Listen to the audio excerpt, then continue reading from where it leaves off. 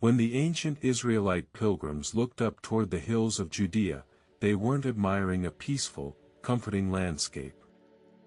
They were staring straight into places where real danger was waiting.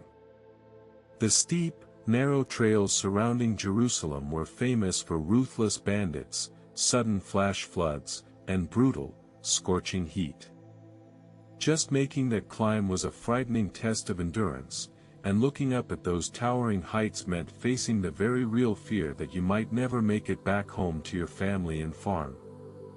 On top of that, many of those mountaintops were crowned with pagan altars, places built to worship local gods. It made fearful travelers wonder if those deities of the hills somehow held power over their lives and safety.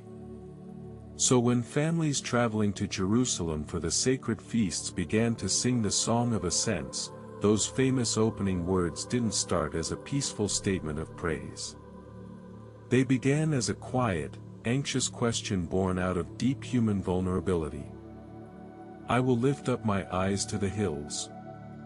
Where does my help come from? My help comes from Yahweh, who made heaven and earth. Notice the quiet, beautiful shift that happens in the traveler's heart right here.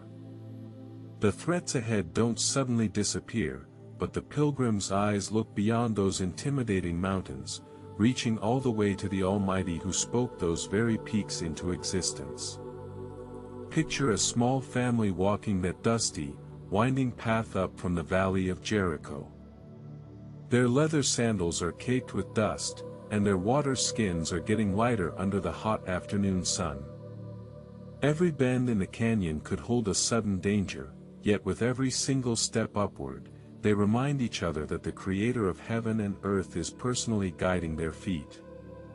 Those rugged heights were terrifying because they represented the heavy weight of earthly power, physical weakness, and unseen danger. But the song gently reminded them that even the scariest terrain is small before the Lord. And this ancient road is so much more than just history. It brings a truth that reaches directly into the quietest corners of our own lives today. If these gentle journeys through God's Word bring stillness to your spirit, you are warmly invited to subscribe and walk this road together with us whenever you seek a quiet place of spiritual renewal. Take a quiet moment now to consider the hills that rise before your own heart today, the looming financial obligations, the heavy weight of long-term caregiving, or those silent anxieties that keep you awake in the dark. It is so easy for our minds to stay fixed on the sheer height of our troubles, completely forgetting the loving hand that carved the very foundations of the world. Throughout this psalm, the ancient Hebrew word used repeatedly for keeping or guarding is shamar. It paints a picture of a watchful sentry standing guard on a high city wall, scanning the horizon while everyone below rests soundly in their homes. He will not allow your foot to be moved. He who keeps you will not slumber. Behold, he who keeps Israel will neither slumber nor sleep. Imagine those pilgrims resting around a flickering campfire beneath a vast, star-filled desert sky. As the desert wind grows cold through the canyon and the embers softly die down, their hearts settle in a beautiful assurance. While human guardians get tired and drift off to sleep, the keeper of Israel never slumbers. He is described as a protective shadow standing at our right hand, screening travelers from the fierce midday heat that could strike them down on the open road. Yahweh will keep you from all evil. He will keep your soul. Yahweh will keep your going out and your coming in, from this time forward, and forevermore.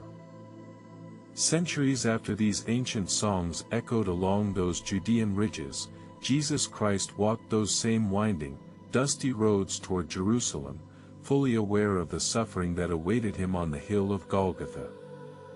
He endured the heat, the hostility, and the deep darkness of that path so that we would never have to walk through life's deep valleys alone. Because he carried our ultimate burdens up that final slope, he now offers us a quiet, unshakable peace that steadies our hearts against every surrounding fear. Peace I leave with you. My peace I give to you, not as the world gives, give I to you. Don't let your heart be troubled, neither let it be fearful. Whatever overwhelming heights rise before you on your life's journey today, remember that your life rests safely in the care of the unslumbering keeper. May you move forward today with a steady, quiet confidence, knowing that the God who made the heavens and the earth walks right beside you, shelters your soul, and guards your going out and your coming in, both now and forevermore. If these moments brought you peace, consider subscribing and walking this road with us.